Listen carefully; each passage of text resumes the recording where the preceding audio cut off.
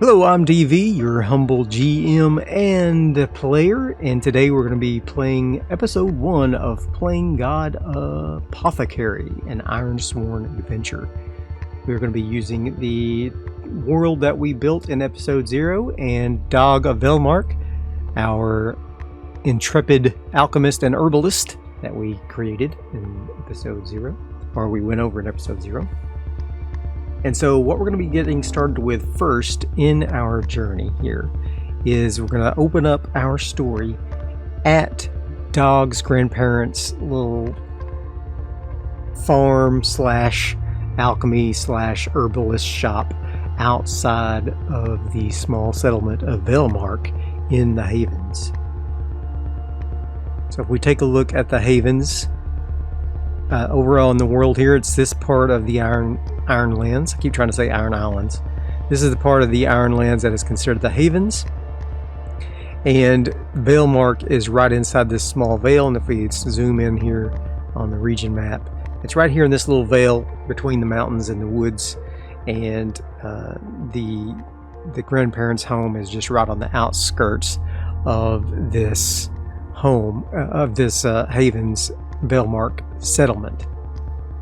And the Lord of the Lights, who rule Valemark, is a particularly cruel Knight Templar. They call themselves the Children of the Light. Thank you to Robert Jordan in The Wheel of Time. They call themselves the Children of the Light, and they believe that they are the upholders of justice and truth. And basically, they go around and are the peacekeepers and those that basically keep everyone safe, so to speak, in their opinion, from evils of the world. And what has happened is they found out that Zahn and Harold, the grandparents of Dag, that they were practicing herbal medicine, which is illegal in the Havens, according to the followers of the light. And so as a punishment, they have branded both of the grandparents with the leaf-shaped brand on their faces to indicate to all those around that they are doing illegal acts of herbalism and alchemy. And as a result of that, they also received some pretty severe beatings. And so they not only were branded, but they also beat them pretty severely in the public square of Valemark. And so the two grandparents are of late middle age, let's say, mid-50s, mid-50s, maybe early 60s, older men, both of them, and they are not in good health now. And Dag has a very strong bond with his grandparents. And so we open the scene with the leader of the Children of the Light there at their home, coming to quote-unquote check up on the health of the grandparents. So let's roll for the name of this guy. Let's see, Keelan. That's a good name. Child Keelan is his name. And Keelan is here at the farm, and he is kind of confronting Dag about his grandparents, basically, telling him that they deserved what they got, but if Dag wants to bring the grandparents to the metal spire in the temple inside of Valemark, they will try to heal their wounds to the best of the Lord of the Light's desire, which may not be much because they're criminals, right? So it's a bit of a risk to make them undertake a journey into town when they're already barely made it back to the farm with them by basically putting them like in a handcart and having to hand walk them back to the farm from the village one at a time while they were in agony from these beatings and brandings. And so Dag is, of course, very upset by this, and he is not a big fan of this Keelan. And so first thing he's going to do is he is going to swear a vow to exact vengeance on this Keelan for the punishment that his grandparents underwent. So we're going to swear an iron vow. And so Devin is going to pull out his belt knife. It's just a long belt knife. It's pretty standard fare for, like a woodsman. It's not like really used as a weapon, but it's kind of long bladed for, cutting underbrush and things like that that's in your way. But he's going to take that iron of that blade, and he's going to make a small cut along his forearm here, and he's going to swear an iron vow that he shall have vengeance against Keelan and his treatment of his grandparents. So we're going to go ahead and we're going to swear this vow, and then I'm going to write the vow down in a track, and we will progress that as we can. And so the first thing we're going to do is I'm going to swear this vow and roll heart. And if we make this vow to a person or a community with whom you share a bond, add +1. I am making this to my grandparents, so I'll add that +1. And so let's go ahead and say that I'm going to swear a vow right now to my grandparents that I shall avenge them against Keelan. All right, so I rolled a 4, and my heart is 2, so that's a 6. +1 it would be a 7. That already, even without the +1, my challenge dies were a 1 and a 3, so that is considered a strong hit. That means I am emboldened, and it is clear what you must do next. Ask the Oracle if unsure. Take +2 momentum. So one of the mechanics in Ironsworn is every time you do something good, you gain momentum or health or spirit. And every time something bad happens, one of these attributes will be decremented. But in this case, we get to add 2 momentum due to our successful swearing of this vow. And so I'm going to create a new vow here. And I'm going to just go here. We're going to swear a vow. And this is going to be a very difficult vow to exact vengeance on the most powerful man in Valemark. So I'm going to make it an extreme vow. It'll take a long time to do this. It is in progress. I'm going to swear vengeance against Child Keelan.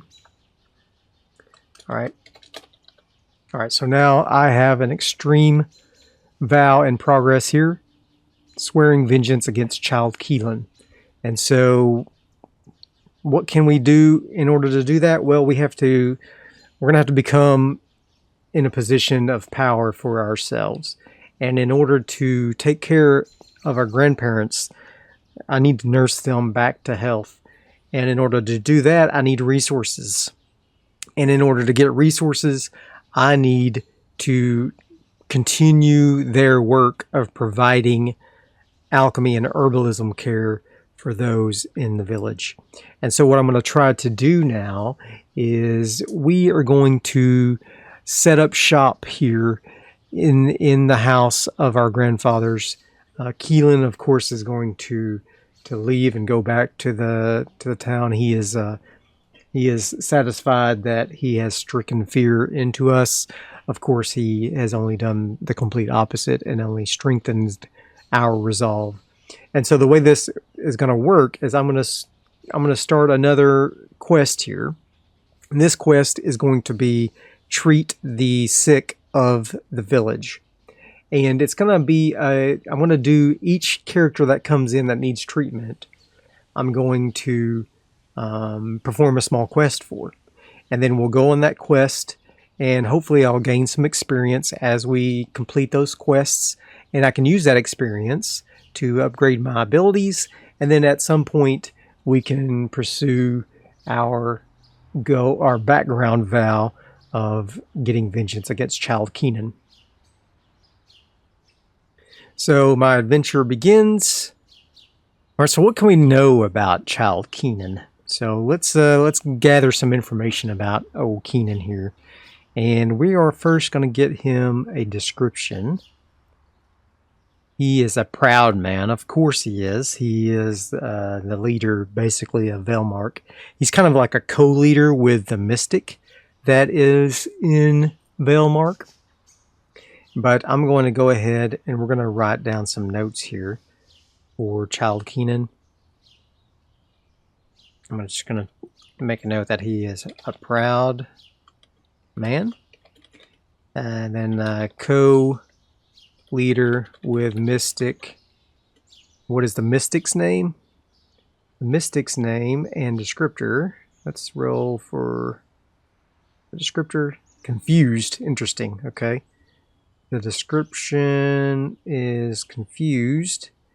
So it sounds like to me Kova, the co-leader of Valemark. He's kind of like a puppet leader. Like he basically just does whatever Child Keelan says. He's the one with the connection to the Lord of the Light, but he's not very bright. Like he thinks he's in control, but really he is the puppet of Child Keelan in almost every way. All right, so now what we're going to do is we are going to square another vow. And this one is going to be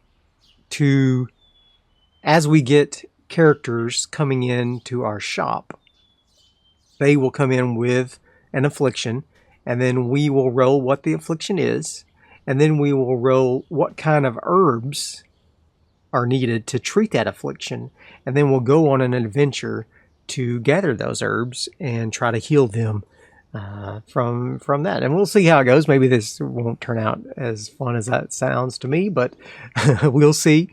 And so, time passes. We nurse our grandparents back to health.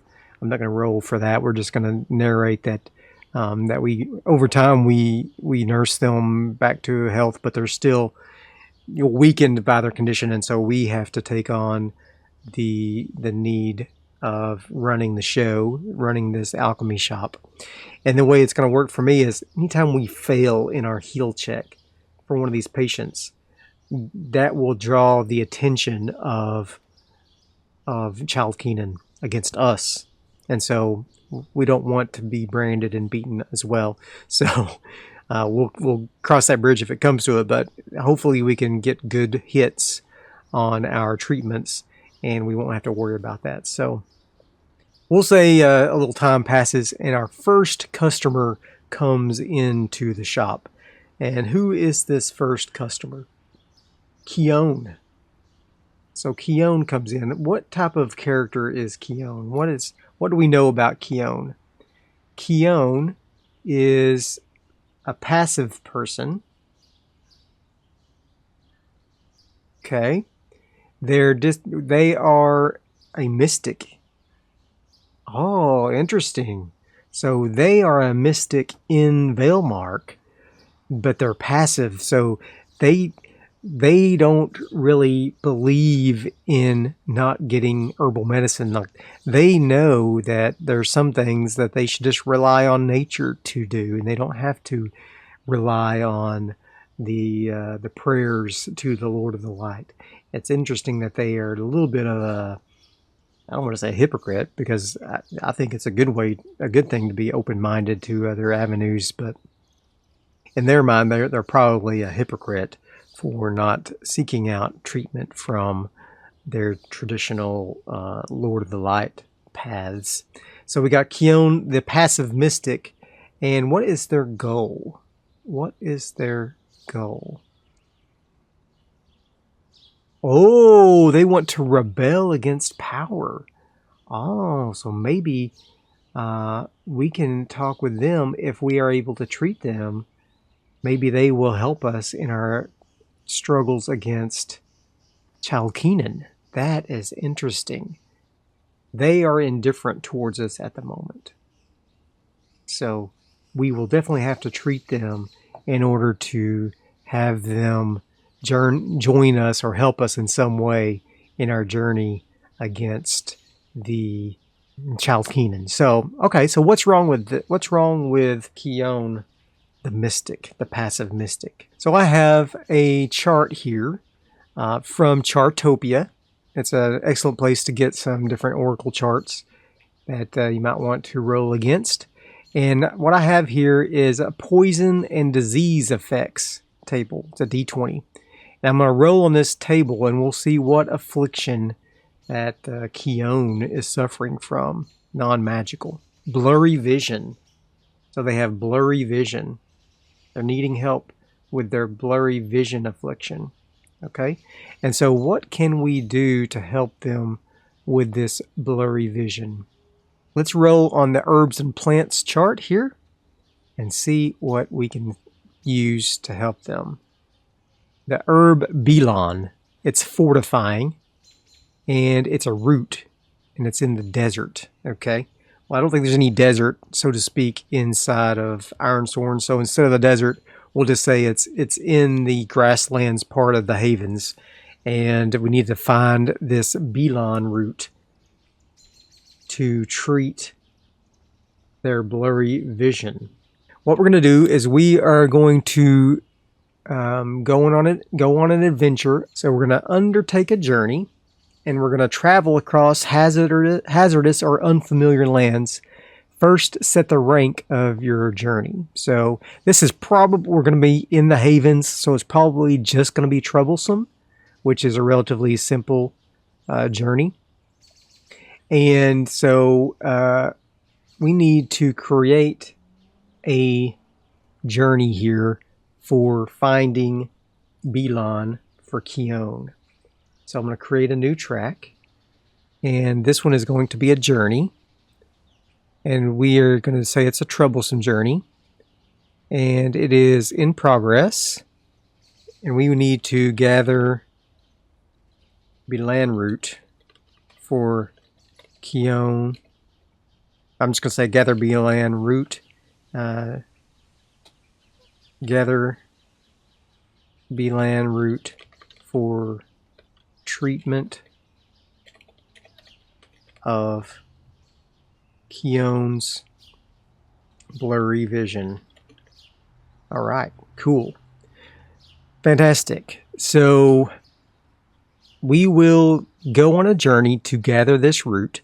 Once we gather the root, we'll go back to the village. We'll find Kione, and then we will attempt to heal them with this root, and that will progress a separate. Okay, we need 2 quests and 1 for the journey to gather the stuff, or maybe I should just call this.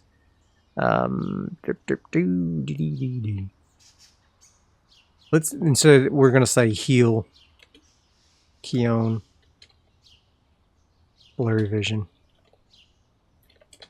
And so as we do the steps for that, we'll undertake our journey separately. I'm a little confused on it. This is a vow. It's a troublesome vow. And then we'll need a journey in order to do this as well. So we'll say it's troublesome, in progress. I'm going to say gather belan root for treatment. And so this is going to be heal Kione blurry vision with belan root. Okay. And this will be that. Okay. So we got two new vows basically. One is the journey that we're going to take to go find this, and then one is the overall progress of healing Kione. So it should they kind of work in conjunction, but this one will progress that one, which I think I'm doing that right. I don't know. Who knows? Who knows? So the first thing we need to do is we need to undertake our journey. So we need to first roll to leave our little homestead and travel to the havens, to the grasslands of the havens, and try to find this belan root. So I'm going to undertake our journey here, and we're going to roll wits. And if we're setting off from a community with which you share a bond, add +1 to your initial roll, which we will do. So we're going to roll our wits. And we got a 7, but I get to add 1. So we actually get a strong hit on this. So how do I add my... add 1 here. Yeah. There we go. Now it makes it a strong hit. So we reach a waypoint. If the waypoint is unknown to you, envision it. Ask the oracle if unsure, and then choose one. Okay. And I can choose to either make good use of my resources and mark progress, or I can mark progress and take +1 momentum but suffer 1 supply. Okay, so let's see what the oracle says. When we undertake the first part of this journey, what do we find? All right, so we rolled a 27 on the oracle, which is a ravine. So we're traveling along and making our way across the lands there, and we come across this ravine. And what do we know about or what can we see about this ravine? I'm going to do a couple of oracle rolls, and then we'll see what we can come up with. Attack, destroyed. Oh, interesting. So there was a rope bridge that crossed this ravine, but someone has attacked, like tried to sabotage this bridge to keep people from crossing across the bridge on this ravine. And so there, if we know, if we go further down the ravine, there's probably another way across, but is it likely that bandits destroyed this bridge so they could force people to take that other path and sabotage and like ambush them there? So let's roll some odds and find out. Let's say it's a 50-50 chance because we don't know. So we're going to roll 50-50. Did bandits cause this to try to ambush them? No. So some other reason someone has destroyed this bridge. And we'll say it's not completely destroyed. We'll say that some of the ropes are cut and it's like very unsteady, and it would be very dangerous to try to cross this bridge because it's been basically sabotaged. So let's go ahead and go to our journey here.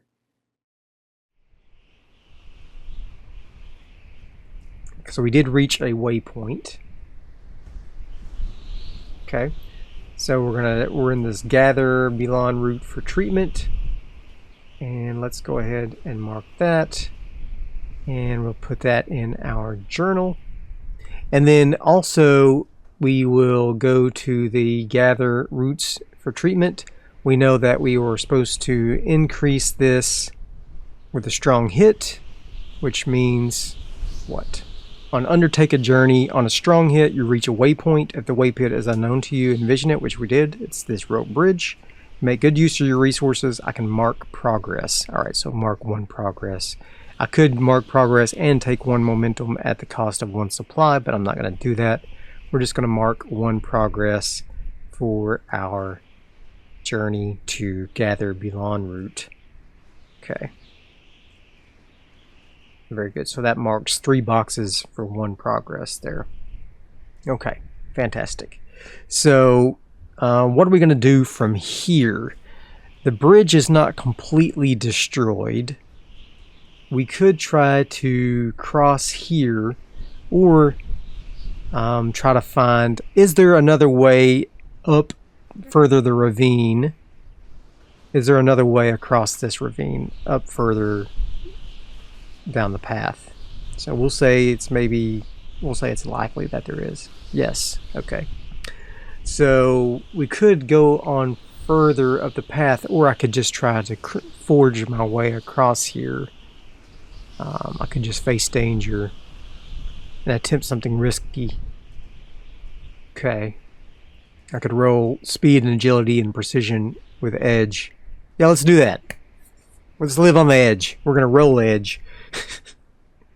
We're going to roll edge, and we are going to try to cross this rickety old damaged ravine here.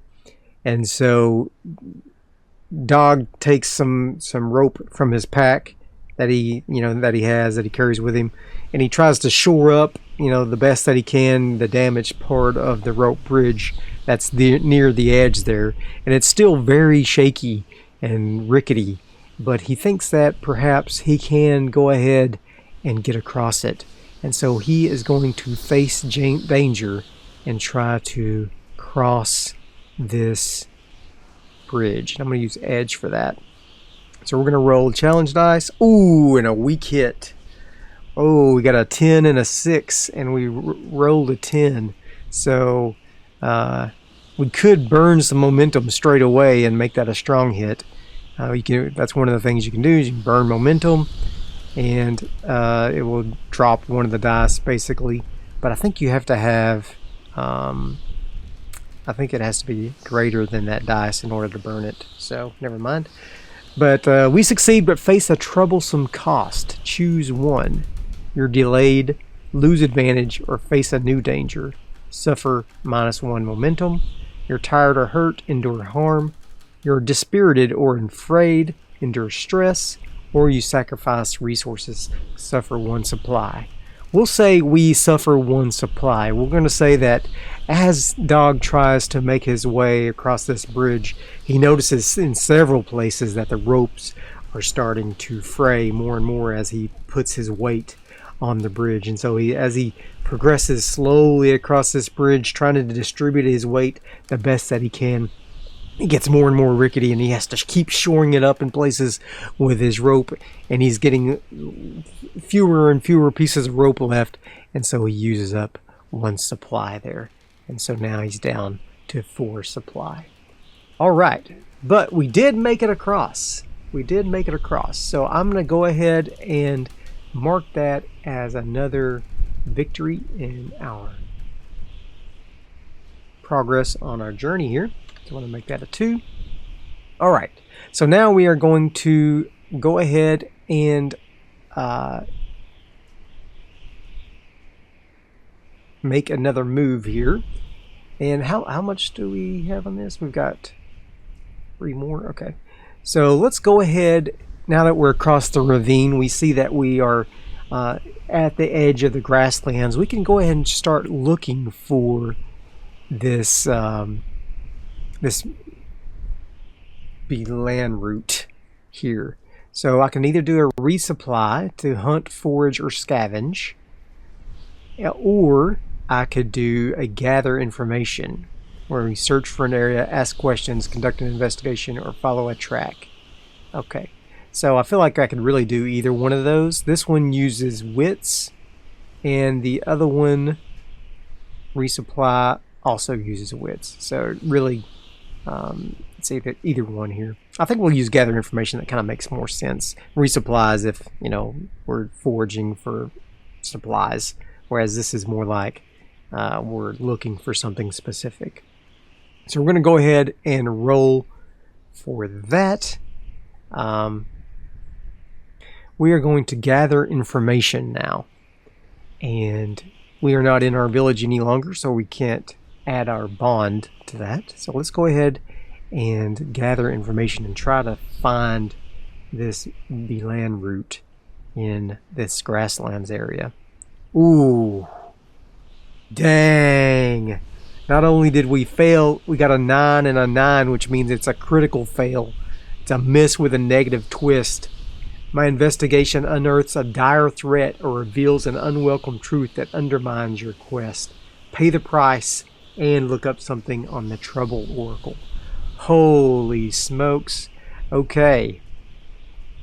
So we will do that. That was not good. That was terrible, in fact. And so the first thing we need to do is what happened when we were searching for this this bad stuff. So let's consult the oracle. Let's do an act. Let's see. We'll do an action and an aspect. So clash flooded. So as we're doing our search, the weather begins to change. and it starts to really rain, like downpour. And we're trying to continue our search as we're enduring this rainfall, and the water is just pouring buckets and buckets, and we notice a sound in the ravine as that ravine fills with the rushing rapids of a flood coming down from the mountains and flowing down this ravine and starting to spread out over this area that we're doing our search in. And before we can even really react, within a matter of minutes, really, the amount of water that has risen is starting to lap around our ankles and then up to our knees. And now we have to try to make our way through this flood to find some place of safety. And so what we're going to do is we are going to pay the price, which is a new danger or foe is revealed, which is the flood. Okay, that's good. So the pay the price is the flood, and we are going to go ahead and face danger again. We're going to face danger, and we're going to have to try to get out as quickly and agilely as possible. So we're going to use edge once again. Now let's see if we can make our way out of this flood. Let's desperately look around for some high ground or some way we can escape this flood. Oh, another fail! Oh my god. Oh no, we gotta pay the price again. Oh no, that's terrible. So the flood has gotten worse, and the water is starting to rise to the point where it's up to our chest, and we're trying to struggle the best that we can out of this water, and we can't find any place to get purchase or high ground. And so we are going to pay the price. Roll twice more on this table. Both results occur. If they're the same result, make it worse. Okay, so we've got to roll twice. The current situation worsens, and a person or community you care about is exposed to danger. Oh my god. No. Well, I don't know what's happening back in the village right now, so I can't say that it's a person I care about other than myself. I will say that it's gotten to the point now where we are being washed down this ravine in these rapids, and we are going to basically have to suffer some harm to see if we get hurt as we are flushed down this ravine from these flooding waters. So we're going to endure harm when we face physical damage, suffer health equal to your foe's rank as appropriate to the situation. If your health is 0, suffer momentum equal to any remaining health. Alright, so I'm going to go ahead and lower our momentum 2 from just failing in overcoming that initial flood here, and now we're going to also endure harm, and we're going to try to roll against our health to see what kind of harm we endure. A weak hit is we press on, so we don't actually get hurt. We are able to press on, but we did lose 2 momentum, and now we have finally found like a tall tree, and we're able to grab onto the branches and basically pull ourselves into the tree and wait for the floodwaters to subside. And we are now in a bad way as we wait for the waters to subside from this deluge of floodwater. So what we're going to do is we're going to try to secure an advantage, and we're going to try to find a place in this tree to like subside or keep ourselves safe from these rising floodwaters, and hopefully wait out the flood without having to get harmed by it further. So let's see if we can do that with edge. Finally, a strong hit. We gain an advantage. We can take control and make another move now, not a progress move, and add +1 to that, or we can prepare to act and take 2 momentum. I'm going to prepare to act and take 2 momentum. And so that brings us back up to 4. So we basically are checking our surroundings, watching the weather, and waiting for the rain to subside and the floodwater. So that takes several hours for the water to subside enough so that we can climb down from the tree. And the water is still, high, but it all is funneling back into that ravine basically, and then the ravine probably goes all the way out to the ocean, several hundred kilometers away, I'm sure, but it all moves relatively quickly because it's unimpeded. It was more like a flash flood that happened, and so after several hours we can climb back down from the tree and try to gather information and find our herb once again.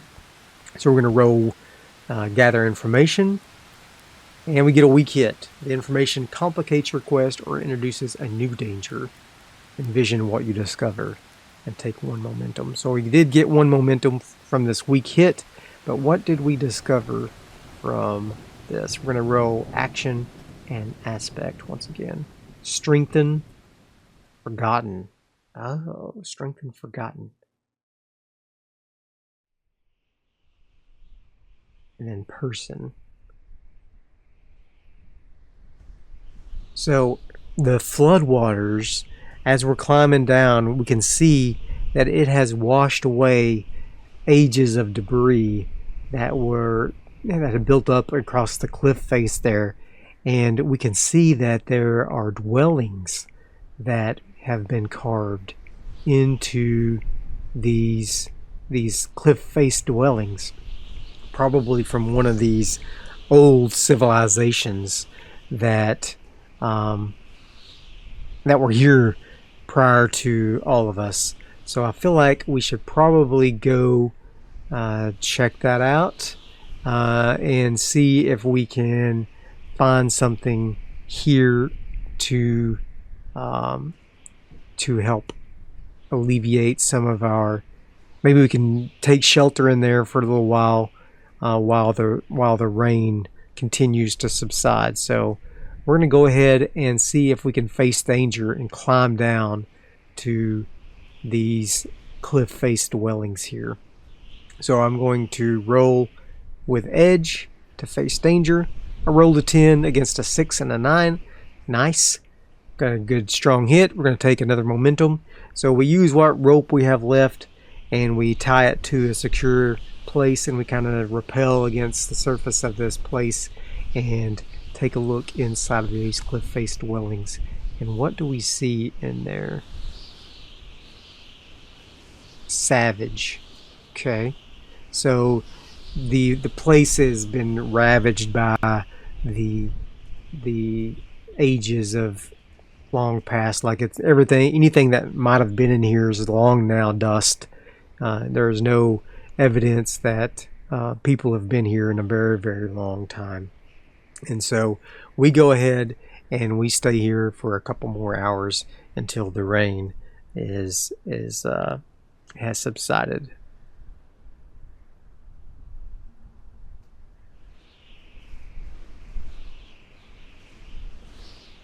All right, so we're going to go ahead and continue our journey here. We didn't find anything here in this part of the grasslands. We're going to undertake our journey and see what else we can find. Alright, we've reached another waypoint. We rolled a 6 with plus our 3 wits. That's a 9 against 4 and 3. It's a strong hit. We reach a waypoint. And I'm going to go ahead and mark progress on our journey here. So I'm going to mark progress. That's a 3. Alright. So I'm going to go ahead and gather some information from here, or actually now that I've got so much good progress here, let's roll our location and see where we have found. We are now at a path, so we come across a worn path in these grasslands as we make our way through the area, and it leads into a little grove of plants and things that appear maybe to be wild, but perhaps someone of old, frequented this area and had grown an herb garden. And so I think we're going to look through all of these herbs that this path led us to. There's just all kinds of different plants growing, and it's wild looking, like there's lots of weeds and things like that, like it hasn't been tended in ages and ages, but someone originally had planted a lot of things here, and I think we might be able to take advantage of it and see if we can find some belan root here. So we are going to reach our destination, and we're going to compare our journey to our challenge dice. And so we're going to compare this gather belan root for treatment, which is a 9. We've got 9 progress on our journey here. And then we're going to challenge that with a roll. And if we get a good enough roll, then we will complete our journey here. So we're going to roll this. And we got an 8 and a 3 against our score of 9. And so that's a strong hit. And the situation at our destination favors you. Choose one, make another move now, or take 1 momentum and mark this as complete. So as we suspected, we are gathering some herbs from this little grove that we found, and we were able to find some belan root. So we gathered it up, and we have now completed this journey, which is fantastic. All right, so we gathered the belan root for treatment. We are going to head back to Valemark. We're not going to roll for that. We're just going to head on back to Valemark without too much issue, and we're going to go and try to find Kione and get word to him that we need to speak to him. We're not going to really go into the village and try to find him, because he's probably at the temple or nearby there. And so we're going to go and we're going to find one of the when we go up to the edge of the village, there's always kids out playing and things, and we're going to, motion to one of the kids to come up. He's a small boy, and he's a kind of ragged looking, dusty kid out playing, and we ask him if he knows Kione, the mystic. He says he does. Or actually, let's see if he does. Do you know? We're going to say we're going to say likely that he does. So yes, he does know Kione, and we're going to say we'll give you we'll give you a little bit of treat, and maybe some of the herbs that we gathered as like a spearmint or a mint of some sort. So we give him some mint leaves, and we say, go tell Kione to meet us at our at our shack, our little cottage out in the woods. And so he runs off to try to find Kione, and we make our way back to our cottage, and we check on our grandparents, and they're doing okay, but they're glad to have us back there.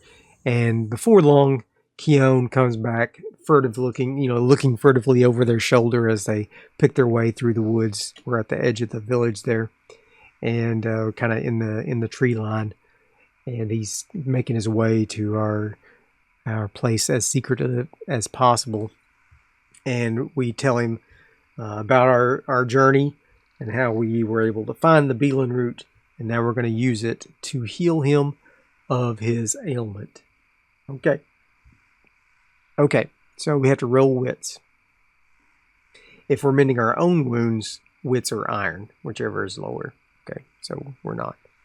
We are going to do a healing with wits. We are an herbalist, so we're going to heal with herbal remedies. And so let's take a look at the herbalist card right quick. When you attempt to heal using herbal remedies, you have at least +1 supply. Choose one, decide before rolling. Okay, I'm going to add +2, obviously, because I don't need to give additional health. I just need to add 2 to my roll. Alright, so I get to add 2 to my roll, which is fantastic because we are using an herbal remedy. And so that will give me a score of 5. So I have to beat a 5 on both challenge dice. Alright, so for a strong hit. Ooh, I got a weak hit. So a weak hit means I do, in fact, heal him I create a little salve by using a mortal and pestle with these belan root, and then I rub the salve into his eyes, and almost immediately he can tell a difference, and that it's making his vision better. But unfortunately, I had to use some of the other herbs and oils and things that I use for my concoctions. I had to use some of those kind of like as a carrier oil. So the herb by itself, was too thick. I had to use some of our oil to dilute the herb so that I could spread it more easily into his eyes. And so I'm going to suffer another supply on that. All right. So we are going to just mark that as a complete, that because it's kind of a simple thing, right? So we'll just mark that as, well, we'll mark it as a 3, and we'll say, well, I mean, that's complete. We healed him. We got a weak hit on that, so that did heal him, and we suffered supply from that. We need to fulfill our vow to heal his damage. And so we will be rolling against the 9 there, and so we need to take our +2 off of there.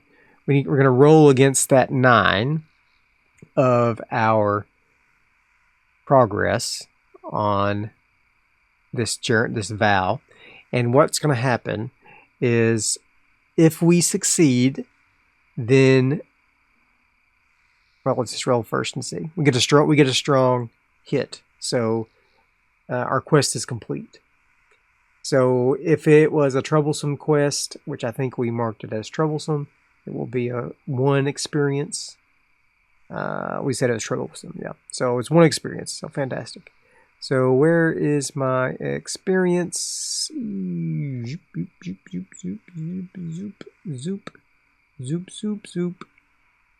We earned experience. All right, we earned 1 experience. All right, fantastic.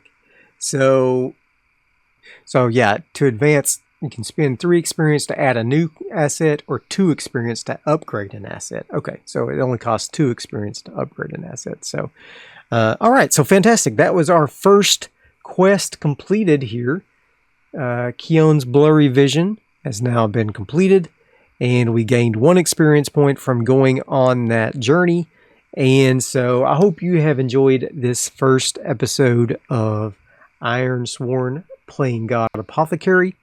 Next episode, we will roll up who our next customer is and see what we need to do that. So I hope you have enjoyed this. If you did, be sure and hit that like button. It really helps the channel.